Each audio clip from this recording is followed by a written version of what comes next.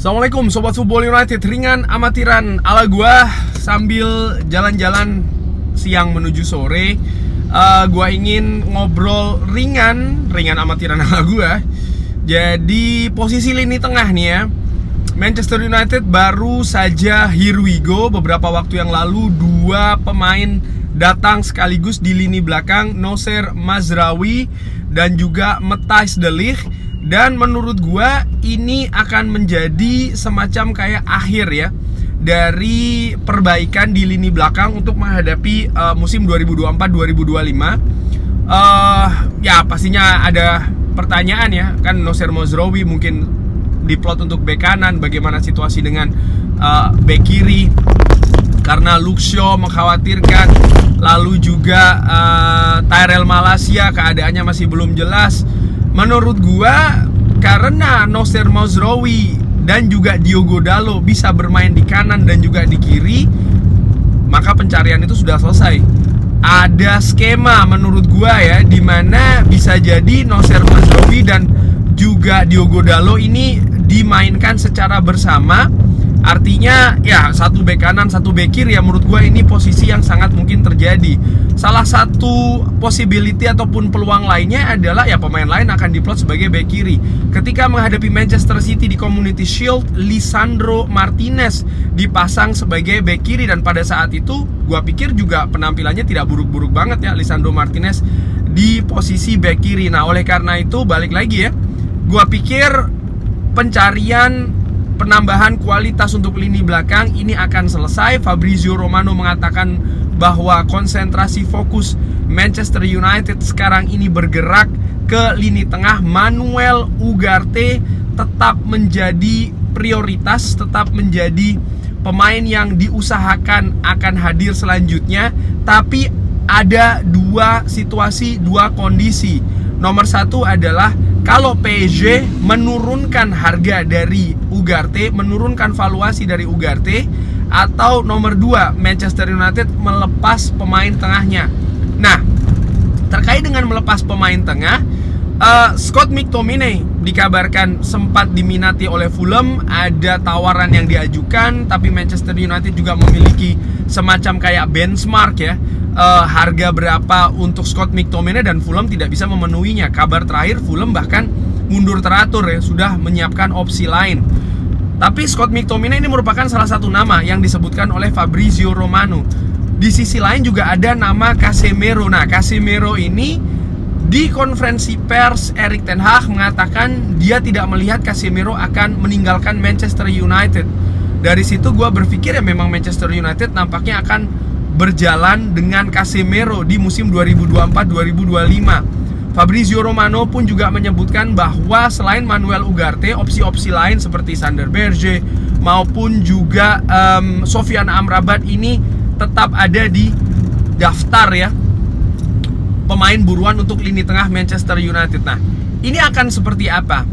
Dari situ ada beberapa kesimpulan ya. Menurut gua nomor satu, Scott McTominay dulu deh.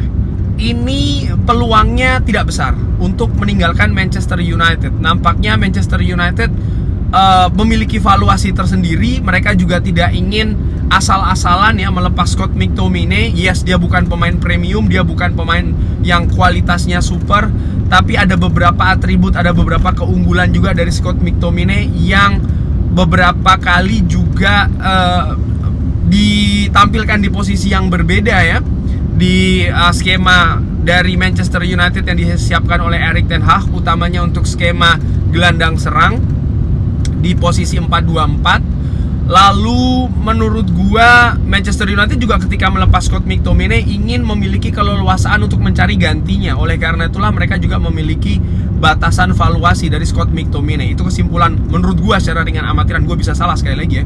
Lalu nomor 2, Casemiro peluangnya tipis menurut gua untuk cabut dari Manchester United. Belum 100% dia akan stay, tapi menurut gua sangat besar kemungkinan tersebut akan terjadi. Artinya Manchester United tetap akan bersama dengan Casemiro untuk musim 2024-2025. Penampilan Casemiro sendiri ketika bermain menghadapi Manchester City di Community Shield menurut gua tidak buruk, bahkan penampilannya berkembang.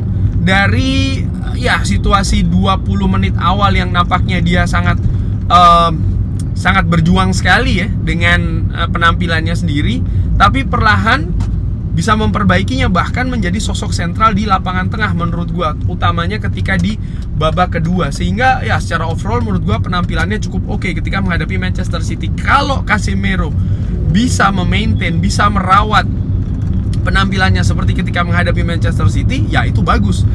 Karena gua lihat ya dari satu pertandingan itu sih dia tampil lebih bagus dibandingkan dengan musim lalu. Lalu kesimpulan selanjutnya nomor 3, Ugarte. Ya, menurut gua Ugarte ini akan memakan waktu ya. Ada mungkin diskusi dan juga negosiasi yang terus berlangsung. Tapi nampaknya Manchester United juga tidak akan menanti sampai dengan mendekati bursa transfer ini ditutup. Ada opsi-opsi lain, dan kalau dilihat ya, opsi-opsi tersebut jauh lebih murah dibandingkan dengan Ugarte.